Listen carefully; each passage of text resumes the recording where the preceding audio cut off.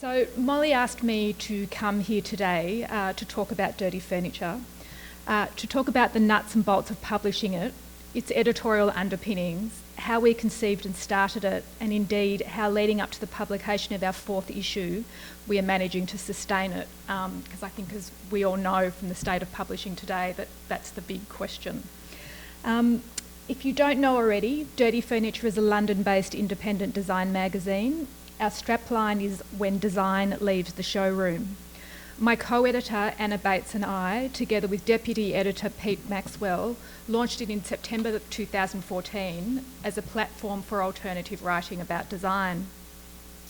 And at this point, I thought I'd just say that we use the word independent really carefully. We don't think the word indie means what it used to in the current mediascape, where there is mounting pressure to completely dissolve the boundaries between advertising and editorial content, but maybe that's something we can talk about later. Operating in the grey area between a book and a magazine, Dirty Furniture is conceived as a finite, collectible series of 6 printed issues. As Molly already said, each issue takes a piece of furniture as its theme and uses this as a springboard to discuss issues ranging from politics, psychology, history, technology, science, manufacturing, design, and the plain weird. So why do we call the magazine dirty? Well, Dirty Furniture was conceived as an antidote to the kind of interior design magazine with which I'm sure you're all familiar. As the antidote to magazines such as Wallpaper, House and Garden and Elle Decor. In these magazines, the rooms of the house are picture perfect. They're usually clean, slick, they are often unpeopled or unoccupied, and in them, assemblages of objects are markers of taste or presented as status symbols. So Dirty Furniture came from a sense that design, and furniture design in particular, is really only covered in the mainstream design press from a limited perspective. So I'm sure you're familiar with all those types of articles. They usually come in the form of an interview with a designer or a brand, a trend report, or they explore a specific aesthetic theme. Added to this, so often in the design press, we're presented with what I would call the creation myth behind a design, with the tale of the star architect or celebrity designer, or with the inspiration behind the realisation of design. We don't dismiss these, we think there's a space for them, but as design writers, we thought that these kinds of writing just represented just one angle, so we really wanted to make a publication that would create a space for many others. So Dirty Furniture gets the adjectives in its title because we're interested in what happened when design enters the realm of people and of our mess, because it's the human traces and the dirt that interests us. We think that design yields the most interesting stories and accrues the most meaning once it is used. We often get asked why we chose to focus on furniture. We decided on the pieces of furniture that we were going to focus on from the very outset when we launched. This is the image of our launch issue. The first issue was on the couch or the sofa, and actually we did have a lot of discussion about whether we should call it sofa or couch. And I think the Australian one is the sort of the mediator. Anyway, we called it couch. We chose the couch or the sofa for a few reasons. Firstly, the chair seemed really obvious. As an archetype, as I'm sure you're aware, it's already garnered a lot of attention in the annals of design writing. Then as design journalists, have any of you ever been to the Salone in Milan? So as we were all sort of had experience as design journalists, we were just wandering around the Salone. And if you're not aware, the Salone was sort of founded before many gentrifying cities added as a design festival to their annual calendar. The Salone is still the oldest and biggest design event. It attracts 300,000 people each year, and in monetary terms, they say this is where all the deals are done. To give you a sense of how large the trade fair aspect of it is, I think there are about 50 halls, and it would take a few hours to get through even one. It's just massive. And anyway, as I said, wandering around these halls, we couldn't help but notice the increasingly hulking forms of all the sofas. For our second issue, we focused on the table. We continued with the toilet. This September, we'll publish closet, and then we'll finish with telephone and finally bed. Our goal with these 6 pieces of furniture is to map the domestic environment. Each object we've thought about should take us into a different room of the house. When we conceived of the publication in 2013, we felt that writing about the home or the domestic environment had fallen a bit by the wayside. And this seemed really odd to us, given that in cities, particularly in times of mounting real estate prices, our relationship to housing and ownership is such a vexed issue. Obviously, we're seeing increasingly nomadic and temporary lifestyles for various reasons, and all of this has impacted on how we occupy, populate and use our homes.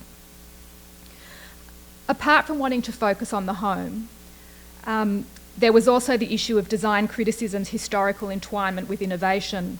Obviously, the transformation of the physical into the digital has in many ways been the key story of the late 20th to early 21st century. And, you know, I guess if we look back at the history of design, you know, if you're sort of teaching an undergrad course, you'll be teaching the 20th century through stories of bent wood and through technology that really affected furniture design. So put bluntly, furniture is no longer where innovation is at. Today, everyone is sort of more obsessed with sort of writing about these. There's no shortage of critics writing about gadgets or technologies. This isn't to say that dirty furniture is not concerned with the digital realm. We're not Luddites, although I am, I think, but to the contrary, we're interested in how our interactions with digital artefacts impact or reframe our relationship with the tangible material world. And this is a still from a 2012 short film by Eran Meiraz and Daniel Lazo called Sight. It was discussed in a dirty furniture feature written by designer Tobias Ravel, where he looked at the history of the desk. And the film tells the story of everyday life lived with virtual reality, if it's sort of embedded in your brain or as contact lenses. And if you've ever watched anyone engage with an Oculus Rift, you must have noticed how almost disembodied people have become from their immediate physical material world. The biggest question we always get asked is, why did we decide to produce a printed magazine? So I thought I'd just address that now. We knew that we wanted Dirty Furniture to be a printed magazine from the beginning, and not just because, it wasn't just because print has that sort of fetish appeal. Firstly, given what I've already said about wanting to intervene in the space of the mainstream interior design press, we simply didn't know how we could achieve that through a website or by being digital only. And we really wanted the magazine to exist in the same places as other design magazines in order to be an intervention in that world. And I don't know whether you're aware, but because of Instagram, when you publish a magazine, there's this sort of widespread phenomenon of the magazine selfie, and we really like receiving these images. Seeing the magazine in situ gives you an indication of how the magazine is received and where your sort of readership is and where people sort of situated in the market. And we get a lot of images which bookshops and people upload like this, where Dirty Furniture is really sort of situated in that sort of independent design magazine, next to magazines targeting niche interests, the flourishing of which has happened since the invention of desktop publishing and the internet has enabled people to produce magazines themselves. But where Dirty Furniture is concerned, we get really happy when we see magazines like this. It's a really bad photo, but I mean, perhaps we're a bit naive with our ambition, but if someone puts Dirty Furniture next to those mainstream titles, we're really happy. I guess what I'm trying to say is that Dirty Furniture comes from a desire to publish writing or content which is intelligent and thoughtful, but which is also very accessible. The other reason we wanted Dirty Furniture to be printed is that in our own individual freelance writing careers, we were used to writing for the web, and we were becoming concerned that we were frequently being commissioned to write shorter and shorter pieces. And I personally felt that I was constantly sort of almost being habituated to write pieces that were sort of 800 words and no more. So we really started Dirty Furniture to create a platform for long-form design writing. And when I say long-form, the essays in Dirty Furniture range from 1,800 to about 3,500 words. So we usually set 2,000 words as a guideline for writers, and then we'll edit the piece according to what we think is sort of its natural rhythm. And whether you agree with me or not, we still decided that reading long-form writing is best done in print, but I'm sure a lot of you won't agree with me.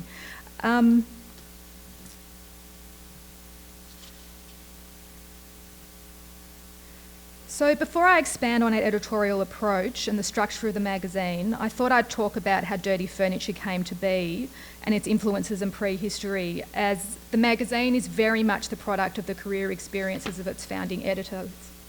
My co-editor Anna and I met as students of the first graduating year in the then new Department of Critical Writing in Art and Design at London's Royal College of Art. I think if I'm right, this course started a few years before. A postgraduate only institution, most of the students arrived there already with professional experience behind them. Anna was a seasoned design journalist. She'd spent the previous 5 or so years working her way from intern design editor of London's Icon magazine during that magazine's heyday. So she was there at the time where a lot of the sort of people of sort of, I guess, Britain's sort of design writing culture were at Icon. So Justin McGurk was there, and Marcus Fairs and Johanna Agerman-Ross, who's gone on to found Disegno magazine and is now a curator at the V&A. So Anna was trained in writing airtight prose for the kind of articles I mentioned earlier.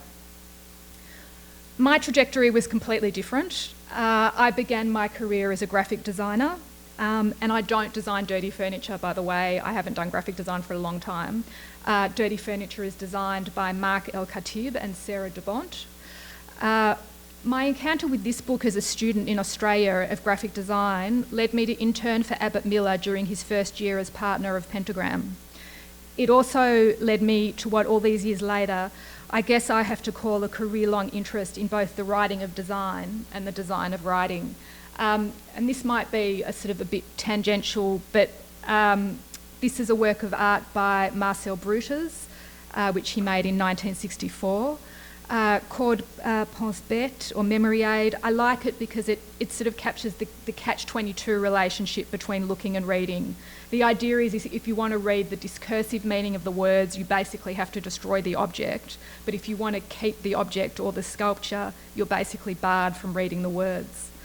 And as a graphic designer, these were the kinds of publications which most interested me. They're not unique references. I think a lot of graphic designers have these books in their collection. So this is, of course, The Medium is the Massage by Marshall McLuhan, designed by Quentin Fiore in 1967, in which Fiore managed to make McLuhan's aphoristic language and sloganeering and the dawn of image and cinema culture strain against the conventions of the paperback novel. This is a spread from Ways of Seeing by John Berger, designed by Richard Hollis in 1972. And I always liked it because the design of the book tried to evoke the relationship of image to text as experienced in television, and by disturbing the hierarchy between the two. So the idea was that by creating that tension between image and text, you almost saw the text before you could read it. And then much later, or more recently, this is a monograph designed by Mevis and Durson about their own work. It's called Recollected Work. The Dutch graphic design duo wove their work into a monograph, and by using collage and text in the form of an unattributed interview, they at the same time produced a book that questioned the appropriateness and legitimacy of the genre of the monograph for communicating the work of design. I guess all these publications somehow manage to remain suspended between this act of looking and reading. They're still definitely meant for reading, but they demonstrate self-awareness of their visual and material forms, of being in a relationship with a whole range of literary, narrative, as well as visual and printed genres, and most importantly, of the existence of print in an ecology of communication and narrative forms. Anyway, after my years as a graphic designer, I very quickly found myself lecturing in design history, and I found myself often having to teach design history to studio practitioners, to people who, I guess, maybe writing wasn't their first port of call for articulating themselves. And it was from there that, needing a postgraduate qualification, that I went to the Royal College of Art. The aim of the critical writing course at the RCA was to teach writing and criticism in a studio practitioner's environment. I imagine it's in some ways very similar to here, although you have great facilities. In the course, as distinct from the academic rigour and conventions of design history, we were constantly asked to consider the role of criticism, and we always considered the form of the writing in relation to the story it was trying to tell. And one notable difference between the course here, as far as I'm aware, and the course at the Royal College, which I thought might be worth mentioning, is that pedagogically the course at the RCA doesn't distinguish between art writing and design writing, which I think is another sort of, I guess, topic for discussion. Of the first graduating class of about 15 students, there were 4 of us in the class who were focused on design and architecture. So Dirty Furniture came about because the 4 of us, or really 3 of us, wanted to make something from what we had learned. I'll talk more about specifics about the content of the magazine so that you can understand our sort of editorial approach. Each issue of the magazine has a very definite structure. In many ways, it's a very conventional magazine structure. So we begin with a section of shorter pieces we call anecdotes, for which we usually use sort of illustration. The main body of the magazine comprises 8 to 10 features, and in between these we include 3 interviews and 2 visual essays. So this is a spread from the anecdotes section from the toilet issue. The section usually contains about half a dozen short-form writing pieces of what we would deem to be newsworthy stories about the piece of furniture in question. Each piece is typeset according to newspaper conventions, beginning with where the event involving the piece of furniture took place. So for our most recent issue on the toilet, I don't know whether you've seen this before, but it's from a YouTube video which went viral on the internet in 2015 and helped triple the revenue of the company. The video features a prince, rainbow soft serve ice cream and a shitting unicorn, and it was used to sell the Squatty Potty, a plastic footstool which helps its user assume a more ergonomically sound toilet going position. The success of the Squatty Potty campaign enabled us to compare this exercise in kitsch communication. And funnily enough, Alice Twemlow wrote a feature for this issue about our tendency to revert to kitsch when dealing with toilet products. With the far more rational and scientifically objective visualisations produced by Alexander Kira in 1966 in his book The Bathroom. It also enabled me to interview contemporary designers such as Pete Codling, who in his attempt to design and popularise a squat toilet for the Western market encountered a change-resistant and very conservative bathroom industry. Also in the toilet issue, we explored the benefits and drawbacks of faecal transplants. We looked at the origins of the poo emoji and its meaning in Japan, the phenomenon of fatbergs. So I don't know if you know what they are, but they're huge masses of fat which have begun clogging our sewer systems, and they caught the imagination in 2013 when the BBC reported the existence of one the size of a double-decker bus trapped in the Thames water system. And I think wet wipes have a lot to blame, but it's also we got a designer to write that piece who is working with them, because he thinks it's very much to do with our sort of phobia of fat. But anyway, you'll have to read it. Also, Nadine Botha, who is a graduate of the Design Academy in Eindhoven, traced South Africa's recent series of poo protests, in which faeces have been used to fight for dignified toilets, to the country's colonial and apartheid history. We also use the anecdotes section to just basically republish content. So in the corner is a series of illustrations and text which sort of go over a number of pages. We found a document published by the Hertfordshire Constabulary called Designing Out Drugs Used in Licensed Premises, and the document is a bona fide document. It contains design tips for discouraging drug use in the public toilets of bars and nightclubs. So it says, specific instructions for making sure that the locks on doors are flimsy, for making sure that the doors to the stalls are shorter so that there's no privacy, for making sure that there's no flat surfaces to prevent drug preparation, and no toilet seat lids. I'll move on to the interviews now. So, as I said, in each issue of Dirty Furniture, we include 3 interviews, and in keeping with that idea that we don't want to promote the designer celebrity, we try to find people who might interact with that piece of furniture and have an interesting relationship with that furniture sort of every day, in their everyday life. We include 3 interviews per issue. And we sort of think that if we find something interesting, it could sort of offer food for thought for practicing designers. The other reason we do this is it's sort of a structural device because it sort of acts as a section divider because each interview is only one double-page spread. So to give you some examples, in the table issue, we spoke to a police interrogator, and he talked about how the miniaturisation of recording technology in a police interview has diminished the need for a table in an interrogation situation. And he said that the table itself can be a barrier to rapport between interviewer and interviewee, and that ideally you sort of don't want the table there anymore. You want a 10 o'clock to 2 o'clock position in order to elicit a confession. We also interviewed a female professional poker player, and she spoke about, where she wants to be seated at the table, and also the principal of one of the last finishing schools in Switzerland about the relevance of table manners. I think here there's a lot of temptation when we do these interviews. I think we find quite a lot of eccentric people, and as editors we could really sort of hammer, I guess, the parody or satire in some of the content that we get from these interviews, and we're really careful not to do that in the way that we edit them.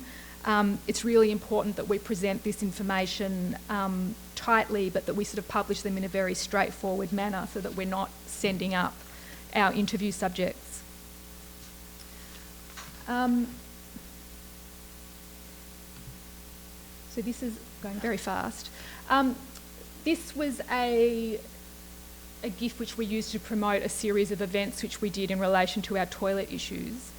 Our features, which I'm going to talk about now, are really the meat of our magazine. It's what we spend the most time on. So I thought I'd talk a bit about our overall editorial approach and then go into a few specific examples of how we work and how we go about commissioning and editing them. Our aim is to interrogate our chosen object from as many angles as we can think of. It's driving me a bit nuts, so I might stop it. But Rob Alderson, who is the former editor of It's Nice That magazine, I don't know, I'm sure you can get it here. Anyway, he's not editing it there anymore, but he once said, and I'm sort of very jealous of this quote, that a great editor is both a parachutist and a truffle hunter. And I think that's just a great idea because I think that really admirably expresses, I guess, what we're trying to do with each issue of Dirty Furniture. As a whole, we try to make each issue a series of timely analyses and lateral moves so that you might get a topic which you do expect, but then you might get taken to a place that you hadn't anticipated. So for the table issue, this was a piece that a lot of people didn't expect. It's a spread from a feature written by Charmian Griffin, and it was about, she analysed the phenomenon of sex on tables in film, and sort of her whole sort of thesis was how it usually relates to the character's downfall. And she looked at Helen Mirren and The Cook, the Thief, his wife and her lover. That was what the film that she looked at in most detail. As an overall approach, we try to work from the specific towards the general and from the concrete towards the concept rather than vice versa. In other words, the designed object, the material object, is always our starting point. Rather than considering objects in the world, the aim is to find the world in an object. And we're working on editing a piece for the closet issue right now where we've got a writer who's explored the etymology of the idea of coming out of the closet, which I think originates with Sylvia Plath. But we're finding that the piece is really working when he actually relates it to designs of how closets were used during the period. That's when the sort of, I guess, the theoretical ideas about gender and queerness sort of really, I guess, come alive, was when we could relate it to that material object. So this was a feature from our launch issue on the couch. Often when we're starting to sort of brainstorm about what we want to include in the magazine, we'll start to ask ourselves where we think the piece of furniture has often appeared, but at the same time where it's gone unnoticed or not even be discussed. And when we were trying to come up with ideas for the couch issue, one of the first images which came to mind was that of the couch potato. So we all trundled into the British Library and we just started looking through many printed sort of tabloid newspapers, and we unearthed a lot of images like these: families too fat to work and too busy watching TV to diet, and with the couch. So we decided to commission a piece about the image of the feckless sofa dweller, so often used to demonise or stigmatise the unemployed or the social benefits claimant. The writer who we approached to write it was Will Wiles. Will had a background in design journalism, but as a contemporary novelist, I think his novels are called The Way In and Care of Wooden Floors. He showed this interest in the psychological dimension of architecture and interior space. Will then added sort of a companion. So by rigorously analysing these media portrayals, he wrote an essay about how the right has turned the sofa into a symbol of workless sloth. So it was quite a sort of a political essay. And then to that portion of the essay, he sort of added a companion sort of half. This is an illustration which appeared in the Daily Mail in 2004. Unfortunately, we were never able to attribute it. We did try. It refers to a term used to describe a laissez-faire type style of government under Tony Blair's leadership in Britain. This style of leadership was often referred to as Blair's sofa politics. Blair was criticised of being at the helm of a sofa cabinet, where decisions were, this is a quote, where decisions are often taken over a cup of tea on the sofa in his number 10 office, known to insiders as the Den, rather than decisions being taken in formal minuted committee meetings. And of course we know now the informality of government procedure or the casual style of government, the lack of regard for due diligence was later deemed to be crucial into Britain's entry into Iraq on the basis of spurious reports about weapons of mass destruction. And as a postscript to this piece, we tweeted this image last week, which I'm sure you're all familiar with. I don't need to. It's and just in relation to informal procedure and how that affects government. So we just find that there's stuff happening in sort of the everyday media all the time. This is a spread from the Table issue. It's from a piece called The First and Future Table by Federico Campagna. Part of our remit, or what we try to do, is to see what happens if we get writers from other disciplines and thinkers from other disciplines to write about design. And one of the graphic devices we use to sort of emphasise this is at the footer of each page. We try to assign each feature a category. So for Dirty Furniture's second issue on the Table, we were intrigued to find out what would result if we approached a philosopher to write about design. So we approached Federico Campagna. Federico was completing a PhD at the time at the RCA. So his PhD, which I find really interesting, is on how you can use video games to visualise philosophical paradigms. And he comes from the Italian anarchist tradition. Since 2009, he's been collaborating with Franco Biffo Berardi. We basically gave him carte blanche. We said if he were to write about tables for a design magazine as a philosopher, what would he write? And the result was this piece. In it, he asserts that the first table was not in fact designed, but named. It was designated by an act of language. The essay goes back to the ancient Greeks, a time when religion was integrated with everyday human experience. He then traces the relationship of the banquet table to the altar, and it talks about altars functioning as a place of transit to a dimension beyond matter. I'm very much simplifying the argument here. And how this idea of transit informed the table's further transformation from an altar into a sarcophagus. Federico uses this delving into deep history of the table to try and imagine a future table to write a brief for designers, and he draws on Heidegger and other philosophers. He gives designers a brief to imagine a table which is not a work surface or which is not drawn into a paradigm of economic production. What we enjoyed about working with Federico was working with the philosopher's extended sense of time. As students and teachers of design and design history, we're accustomed to considering design from the dawn of modernity as occurring with the rise of industrialisation and mass production. In Federico's sense of things, the history of design extends back much further.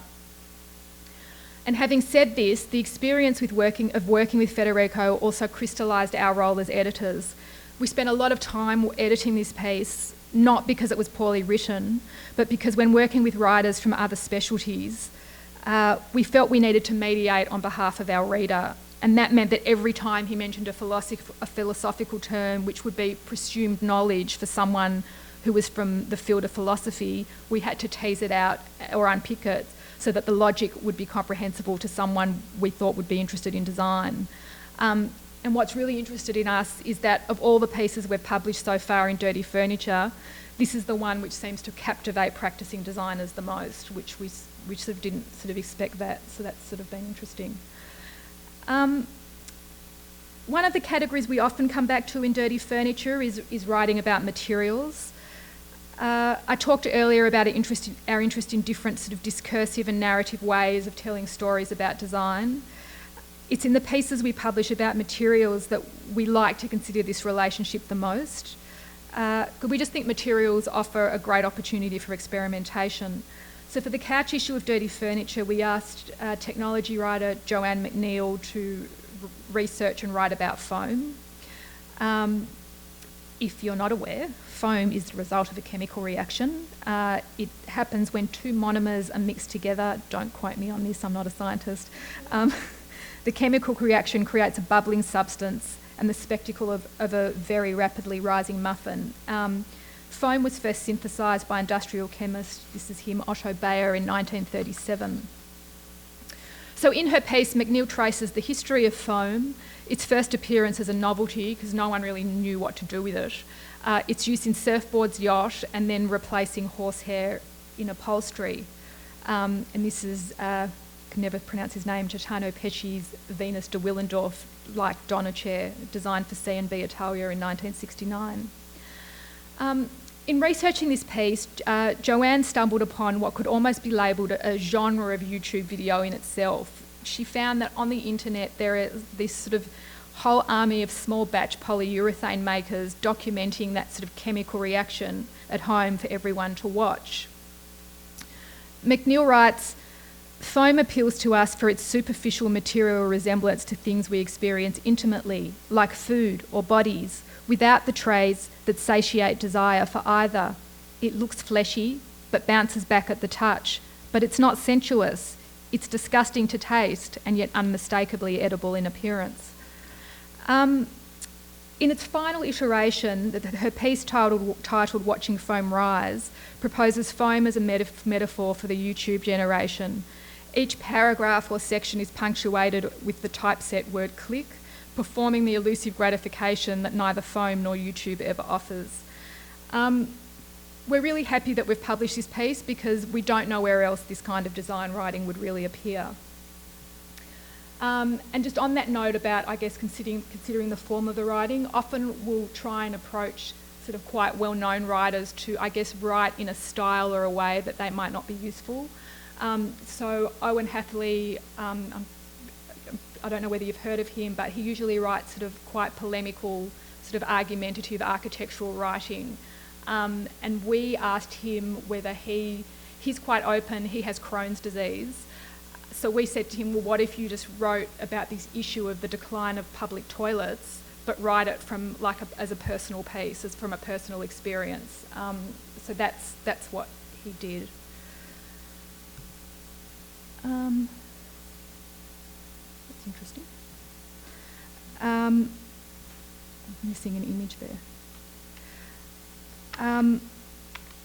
So this was going to be an image which has fallen by the wayside of another piece we published called The Shandong Mingdai Medical Device Company by Tim Morn.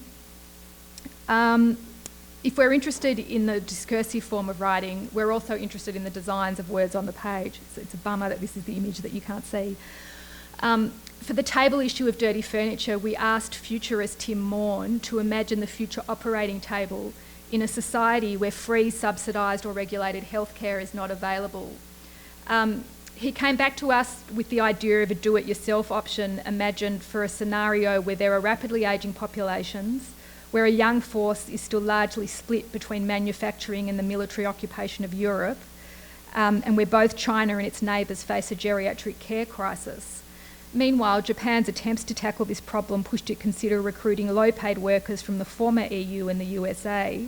So the Shangtong Mingtai Medical Device Company Limited's OR2047X operating table provides a cost-effective solution to this problem without the need for unwanted global immigration. So when Tim came to us with this idea, we encouraged him to write the piece in the language of a paid editorial, and we briefed the graphic designer to lay out the piece in the same manner. So the piece includes user testimonies, relentless repetition of the impossible to pronounce brand name, and the promise of an ever better deal. But wait, there's more. And we thought that, like, if you see it visualised, it's purposely really badly designed. It's got like clouds and fluffy clouds, and it's really designed as sort of a bad advertorial, like those ads I was seeing on TV here, where you get lawyers advertising for malpractice suits, which is. So I guess getting across this idea of where do-it-yourself medical care is tantamount to buying steak knives or cable TV, I guess the graphic design of this article was sort of really important. And this is an image from very recently. This is a picture of the project which London's Design Museum runs design awards every year, and this is the project which won the digital category this year. Designed by Frank Kolkman, the open surgery robotic surgeon could allow users to carry out procedures at home. It's an open source machine that would help people perform keyhole surgery on themselves merely by hacking a PlayStation controller.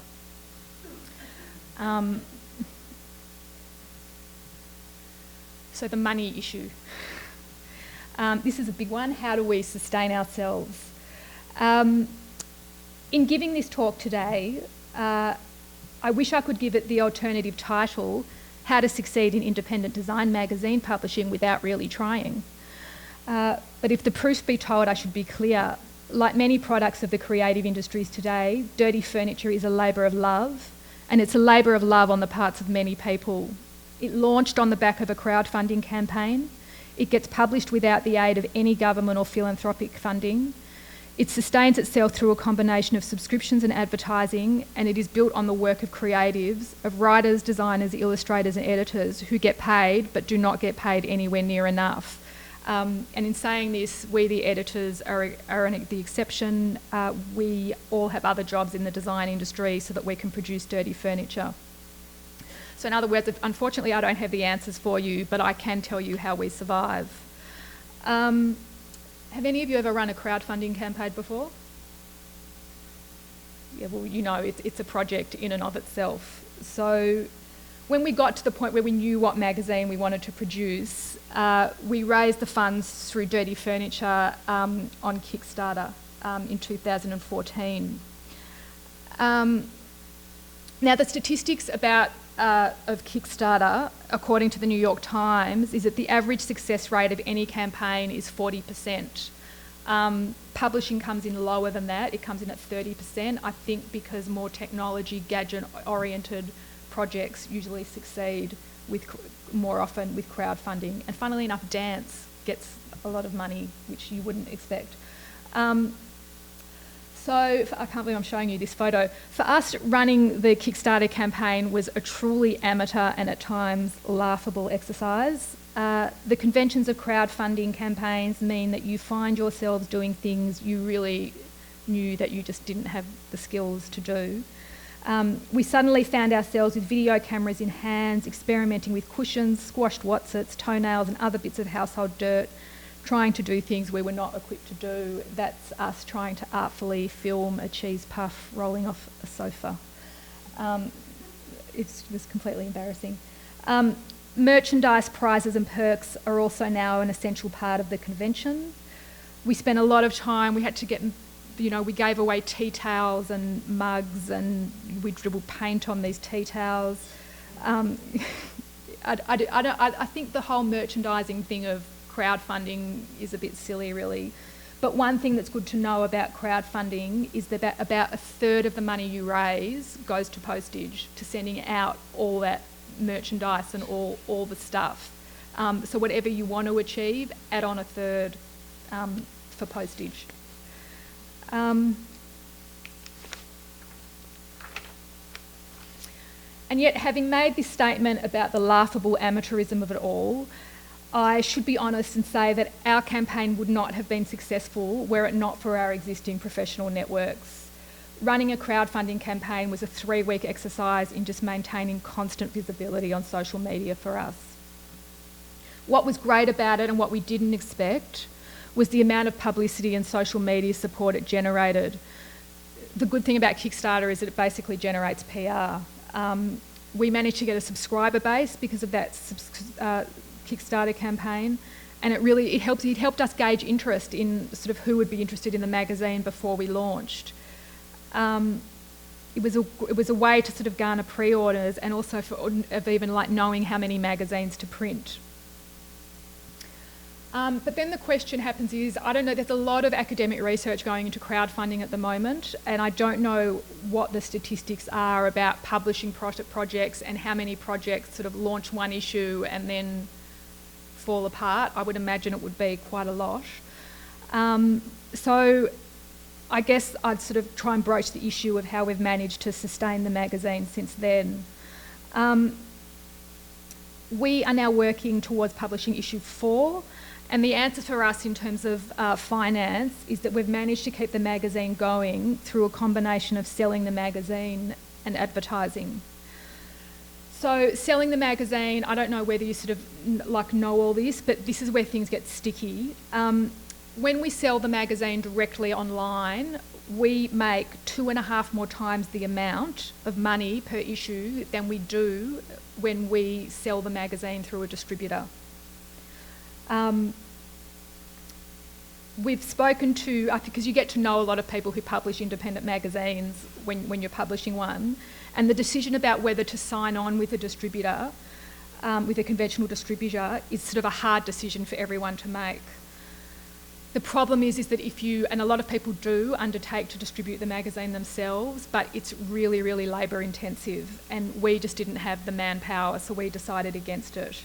The other disadvantage of distributing the magazine yourself is that you don't know in advance like who will pay up and who will, which distributor, a distributor will be able to tell you, don't go for that shop, they don't pay, you need to go for that shop, they have that experience. So we decided to go with distributors. We have a distributor for the UK, a distributor in Australia and a distributor for rest of world.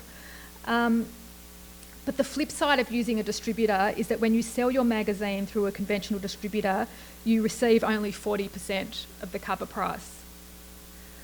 Now, where that model comes from is it's an age-old traditional distribution model. It was built around mass market magazines. So the World of Interiors, those magazines that have huge circulations, such as Vogue. And the idea of that distribution model was that the magazine would earn most of its income, not through the cover price, but through advertising. And as we know, the problem is that in the age of the internet, this is not the case anymore. So distribution models simply haven't moved through the times. And that's where you get outfits such as Stack magazine. I don't know whether you've heard of them, but it's basically, you've got sort of different people trying different distribution models. Stack magazine is a subscription.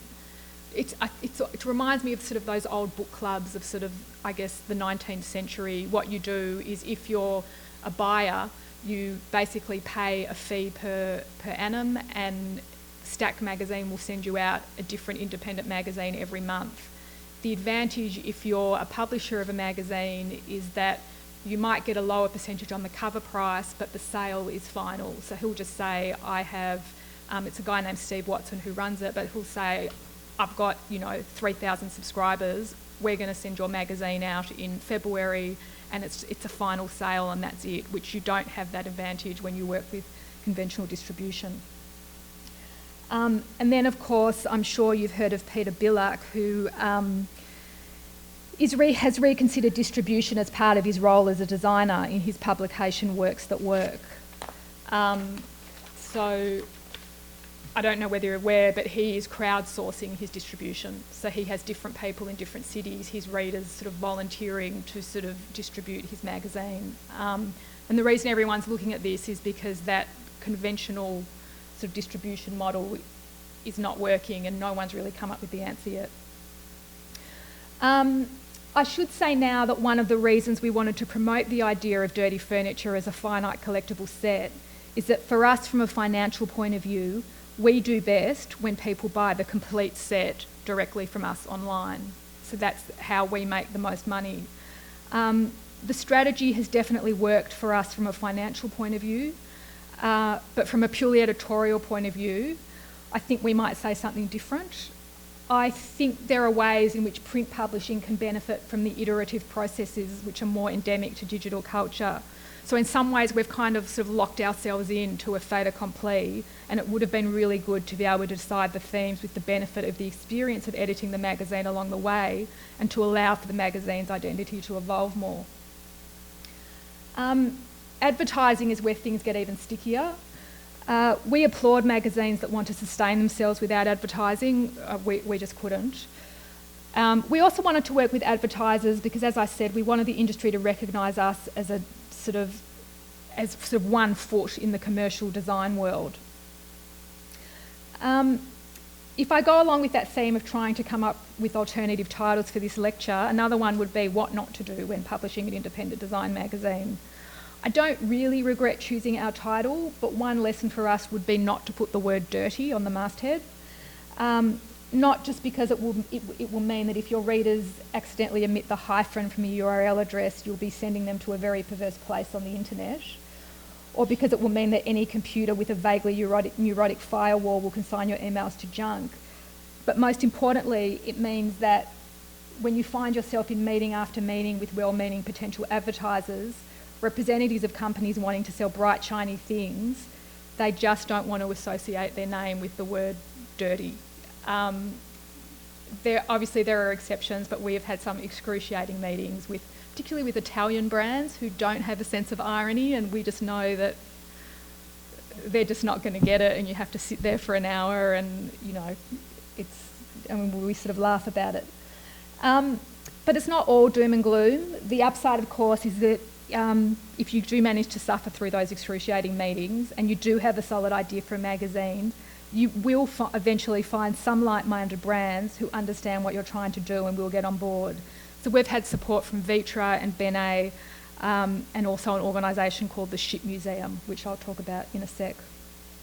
The thing about advertising is that brands are sort of more and more sophisticated, and the days when they'll just pay you money to juxtapose their sort of ad next to your content, it's not enough for most of them anymore. That is sort of a very old world way of doing things. We get a lot of pressure from brands to basically use them as content. You get asked all the time. It's not something we're willing to do.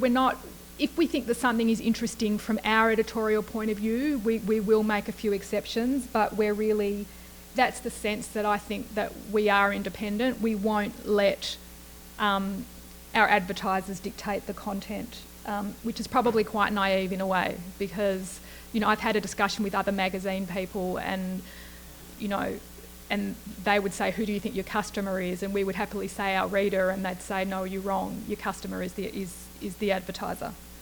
But anyway, naively or not, our hope is that the ethos of dirty furniture will be strong enough so that brands want to be associated with it.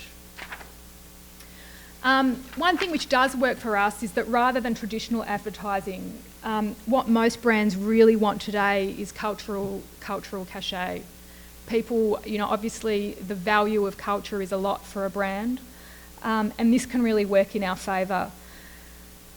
It means that if you establish the editorial reputation of the magazine, brands are open to interesting collaborations, which of course creates more work for us, but I guess there is money in it. And I think this is why we're seeing a lot of independent magazines sort of going down that road of becoming creative directors. So people like Apartmento, which is I guess quite down the line now, but they do a lot of creative sort of direction. I magazine, which is graphic design magazine. They have sort of, I guess, more commercial clients, which then sort of help them produce I. So what this means is that it's very hard in the current mediascape for a magazine just to be a magazine. You can focus on your magazine as your trophy, but the need to be constantly present and visible and to get exposure mean that it often works in your favour to apply your editorial approach to other forms of media. So we often find ourselves doing events and other things. This is an event we did at the Salone in Milan at Atelier Clerici in 2015 for the table issue. It wasn't associated with the brand at all, but we sort of really did it to get exposure for the magazine. Basically, Atelier Clerici is sort of this grand old sort of palazzo. We were presented with this beautiful sort of ornate room. And how we decided to hold the room is we filled it with a giant round table. I think it was about 7 or 9 metres in diameter, and we conducted a round table event about tables. The way it worked is that we had 3 designers. We had 3 different sessions. 3 designers were speakers at each of the sessions. I think one was about making, one was about dining, and one was about eating. The designers included Martino Gamper, Jürgen Bay, Jonathan Olivares and others. And then they would have this discussion, but members of the public were allowed to come in and sit at the table, and it seemed to work really well. Another thing this brought up for us is that we held this event after we'd basically pretty much already sent the magazine to print, and we sort of spoke about it afterwards. It would have been a really good way of doing research for the content of the magazine, because it yielded some really interesting things, which we can put stuff on our website, but it would have yielded great content for the magazine. In 2016, we were approached by an Italian outfit known as the Ship Museum. The timing was perfect because we were in the middle of researching and commissioning the toilet issue of Dirty Furniture. The story is this: that's Gian Antonio Locatelli on the right. He is a dairy farmer. He has 1,500 cows in Italy, and he produces the milk for Gran Padano cheese, which is a very standard brand of cheese in Italy. He realised that in the current economy that he could make more money from the dung or the poo that his cows produce than from the milk. So as a result, he began developing a process whereby he converts the dung produced by the cows into electricity, and so he feeds it back into the farm.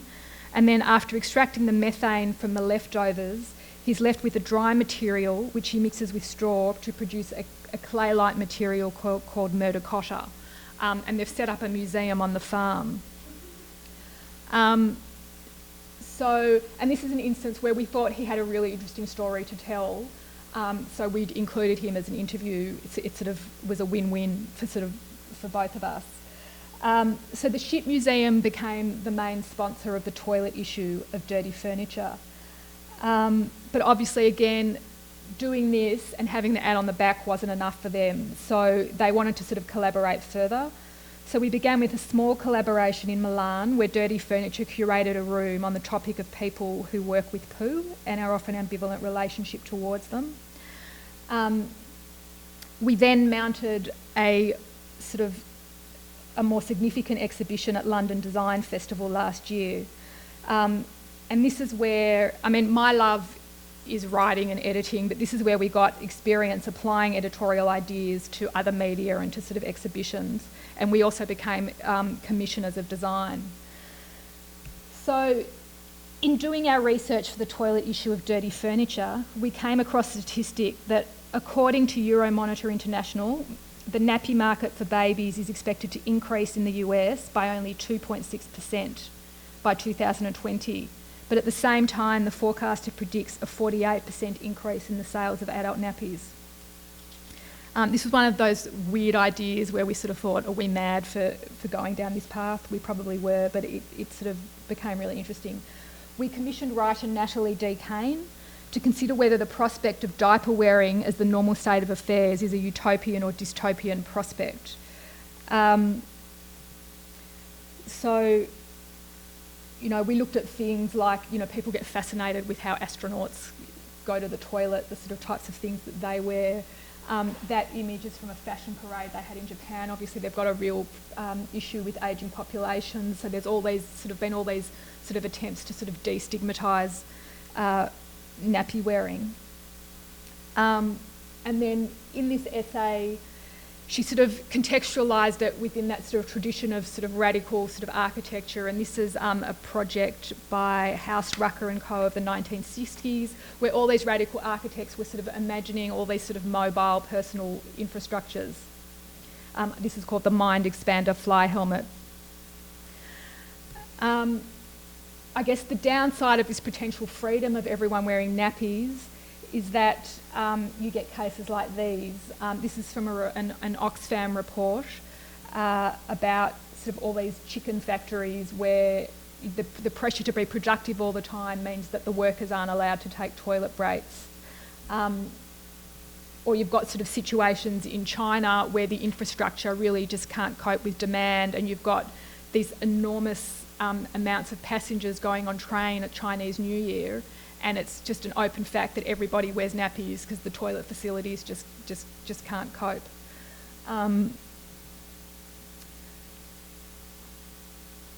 So we decided to turn this essay into an exhibition for London Design Festival, and we commissioned a studio named Takram to design something for this scenario.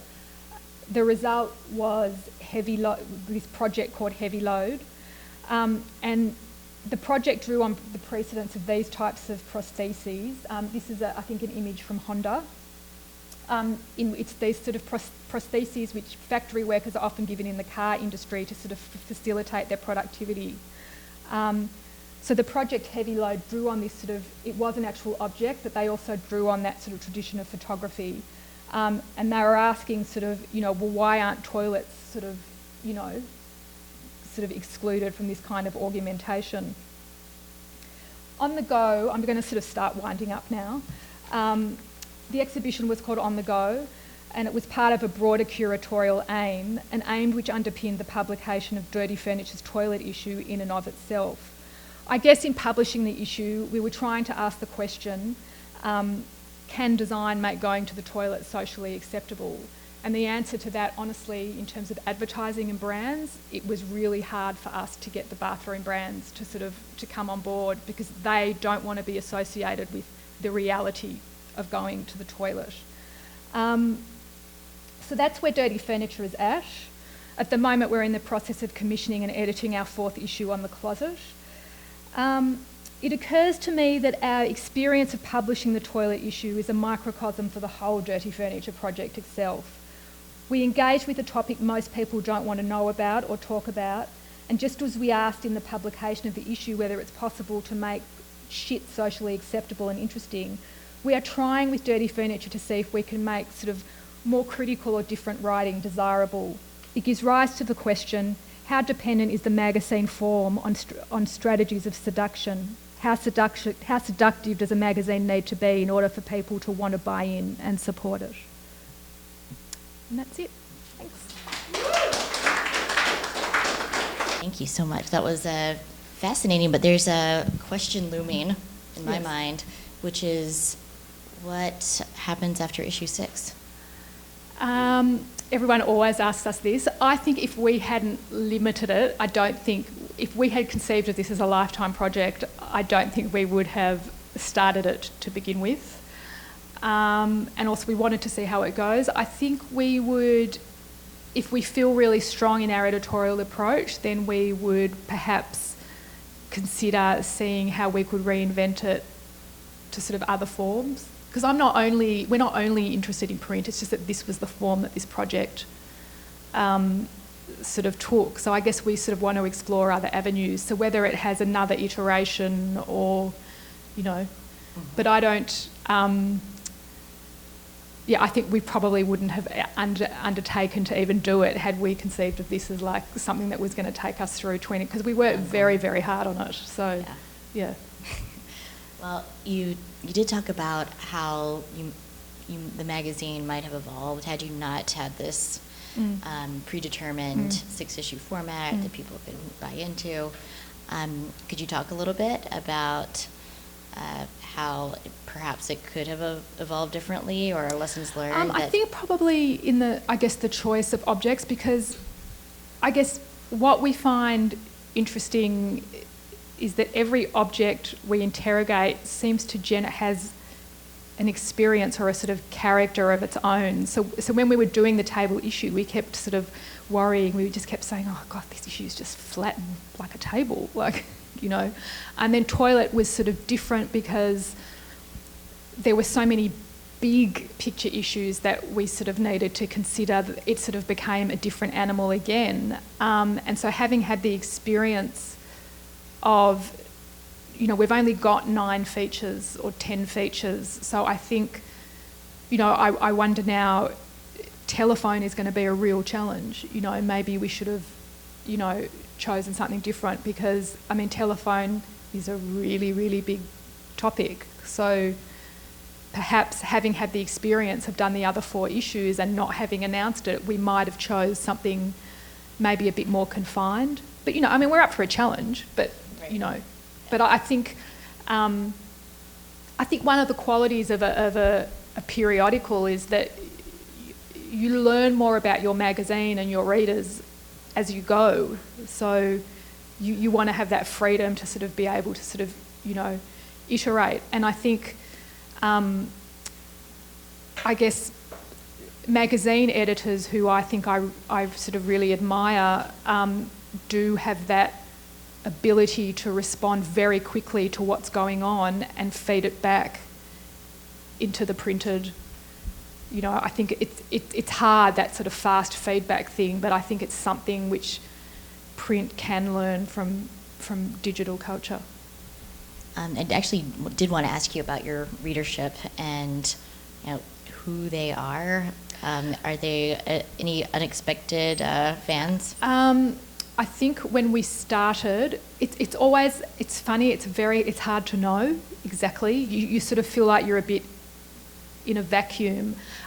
When we started, we just sort of said we wanted the reader to be people who are interested in design, and we wanted it to be people who might not have an awareness of design, but who might think, oh, well, from reading this, would gain an interest in design from identifying it where they hadn't realised it was there before. And then we also wanted to attract practising designers. I think from publishing the magazine, I'm not sure whether practising designers and people who might not have been aware of design, I think might be 2 different readerships. I'm not sure, but I think practising designers seem to look for different things than that other reader. And I think that's been a learning curve for us.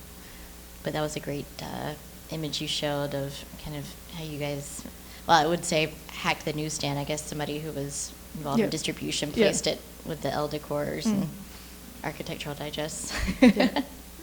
Did you find it hard to find your writers for all of the issues, and did you sort of pitch them the topic, or was there a kind of feedback loop of... We do, like I have on our website, we are open to people pitching. We sort of say, you're all welcome to pitch.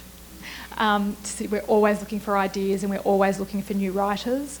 In practice, though, I would have to say we have approached people, and often what happens is, Anna really keeps daring me to ask J.K. Rowling to write about the closet. And I'm just like, I don't think it's going to happen for us. But what we'll do is we'll approach people, and we have sort of, aimed high. But if that person can't do it, we might ask if they can recommend someone, and we'll just sort of keep searching until we but we never, J.K. Rowling might be the exception, but you never know when someone's going to say yes and when someone's going to say no. And I think that's the lesson. People who we think would sort of say yes in a flash have said no, and people who we thought would never say yes in a million years have been like, yeah, sure. So we try. One of the issues is there's a temptation when, after you've worked with a writer, is to keep featuring the same writers, like you know how to work with them. but we are trying to diversify as much as we can. And also there's the issue of how much known writers sort of sell a magazine. So in the design world there are names, so if we can get a few names then that helps us, but then we also like to, I guess, find people who are emerging or who are unknown and sort of, I guess, strike that balance. What's your production cycle like? Because, you know, for a writer, editing or writing a 2,000 to 3,000 word piece is, you know, a pretty intensive project, much less editing that length of piece. We are generally pretty flexible with deadlines. I mean, it's funny, we always panic when a writer sort of says, no problem, I'll have it with you next week. Mm-hmm. And we're like, oh no, this could be. Because we know how long it takes to produce a 2,000, 3,000 word piece. So we try to be as flexible as we can. In reality, we're really only publishing an issue a year, so it does allow time. And we try to be as amenable as we can. I mean, the upshot of that is that we can drive our designers nuts because we're so nice to writers. Can you just a few statistics just to put in contextualization? What's your circulation? Our last issue was about 5,000. 5,000. Yep. Is there any qualification, like here, BPA? Is there any qualification? I mean, that's just sort of what it is. It's very hard with distributors to get straight answers. That's the other tough thing about working with distributors. It's a funny thing. I mean, I think the choices we've made, we have good distributors, but it's just a nature of the beast to get solid facts is really, really difficult. It's just the nature of the industry. You just sort of wish that someone would come in and, reorganise their convention. And you're, what kind of print run do you have, and also the production costs, the actual print production costs of this? So an issue of Dirty Furniture costs us about £10,000 to produce. That includes production, paying writers, image rights, because we are sort of so heavily illustrated, you have to pay for the cost of images. So yeah, it's quite a lot, and we do pay our writers. But I mean, I'm first to say I know how much it takes to produce a 2,000, 3,000 word piece. We call our fee an honorarium, put it that way. Right, and just to indulge me with one content question. In terms of your critique on digital, and but yet you really are a visual hypertext, aren't you? Yeah. I think so. Which is why when Molly asked me, well, why don't you go further? Well, I'd like to explore that realm more. Yeah. Right. Okay. I should say one of the things about distribution is where the model also doesn't work for sort of niche publications is that if you're a mass market magazine, a lot of magazines will get pulped. They get dumped at, wherever the store doesn't sell them, and they all end up being pulped. And for us, that's the worst thing because every copy counts. So that's where, we try to work with a distributor who can really try and keep track of, where the copies are, but it's very hard to actually get those hard facts.